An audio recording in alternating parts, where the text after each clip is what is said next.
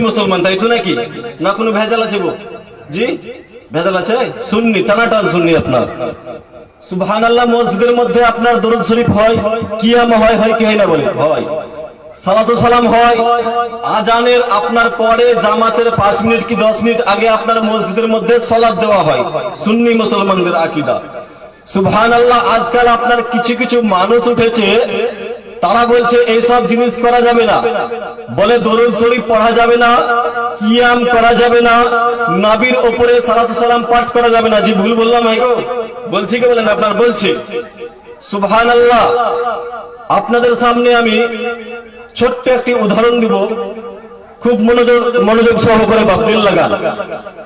যেসব ছাত্র ছাত্রী আপনার ক্লাস 10-এ পড়ে, মাধ্যমিক দিবে আপনার, সেই সব ছাত্র ছাত্রী যদি আপনার বাড়িতে কোনোদিন না পড়ে, প্রাইভেট গিয়ে যদি আপনার কোনোদিন না পড়ে, স্কুল গিয়ে যদি আপনার কোনোদিন না পড়ে, তো আপনার সেই সব ছাত্র ছাত্রী যখন আপনার পরীক্ষার হলতে বসবে, মাধ্যমিক হলতে, তো মাস্টার আপনার তাদের হাতে একটি কোশ্চেন ধরিয়ে দেয়।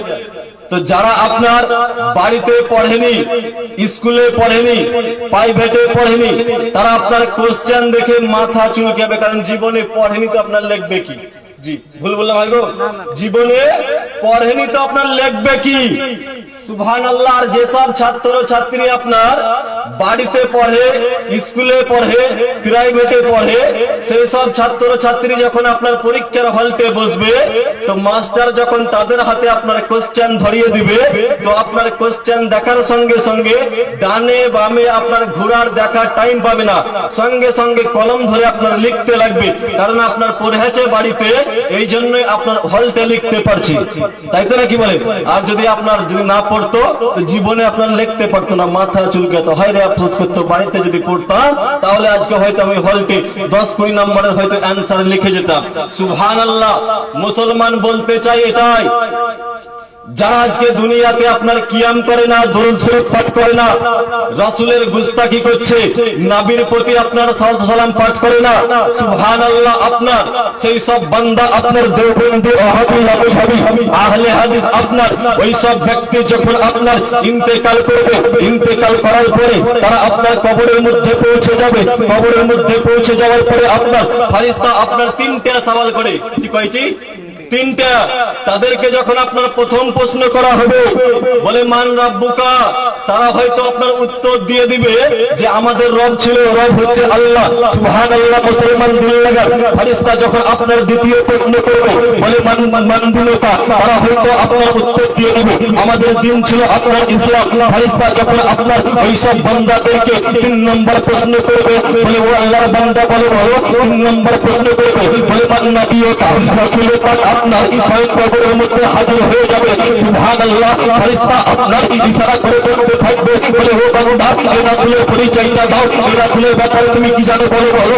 সেই সব বান্দা আপনার দুনিয়াতে নবীর গুস্তাখি করছে, সেই সব বান্দা আপনার দুনিয়াতে নবীর উপরে সালাত সালাম পাঠ করে না, সেই সব বান্দা আপনার নবীর উপরে দরুদ শরীফ পড়ে না, সেই সব বান্দা আপনার নবীর প্রতি আপনার কিয়াম পাঠ করে না, সেই সব বান্দা আপনার রাসূলের পাককে যখন কবরের মধ্যে দেখতে পাবে, আর দেখার সঙ্গে সঙ্গে আপনার মাথা চুলকাবে, কারণ জীবনে নবীকে মহব্বত করেনি দুনিয়াতে, তো কবরে পারবে? হ্যাঁ গো?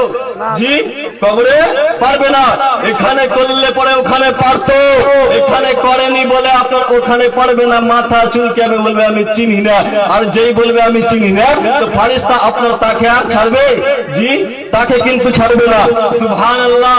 এবার যেসব মুসলমান আপনার করে, যেসব মুসলমান রাসূলকে মহব্বত করে, মসজিদে কিয়াম করে, দরুদ শরীফ পড়ে, আপনার নবীর প্রতি সালাত সালাম পাঠ করে, সেই সব বান্দার আপনার কবরের মধ্যে ফ্যাসিলিটি কি থাকবে? মুসলমান দিল লাগা। ফেরেশতা যখন আহলে সুন্নাত ওয়াল জামাতের মানুষকে আপনার প্রশ্ন করবে, বলে ও আল্লাহর বান্দা, তুমি বলো বলো মান নবিয়ুকা, রাসূলের পাক আপনার স্বয়ং কবরের মধ্যে হাজির হয়ে যাবে। ফেরেশতা বলতে থাকবে, বলে ও আল্লাহর বান্দা, বলো বলো রাসূলের ব্যাপারে তুমি কি জানো, বলে ও আল্লাহর বান্দা, বলো বলো তুমি এই রাসূলের পরিচয়টা দাও। সেই বান্দা আপনার দুনিয়াতে নবীর আশিক হবে, সেই বান্দা আপনার দুনিয়াতে নবীর প্রতীক হবে, সেই বান্দা আপনার দুনিয়াতে নবীর দিওয়ানা হবে, সেই বান্দা আপনার দুনিয়াতে নবীর উপরে আপনার নবীকে মহব্বত করবে। সুবহানাল্লাহ। আপনার খোদার কসম করে বলতে আছি, বলবো ও ফেরেশতা, শোনো, তুমি এই রাসূলের ব্যাপারে আমাকে জিজ্ঞাসা করছো,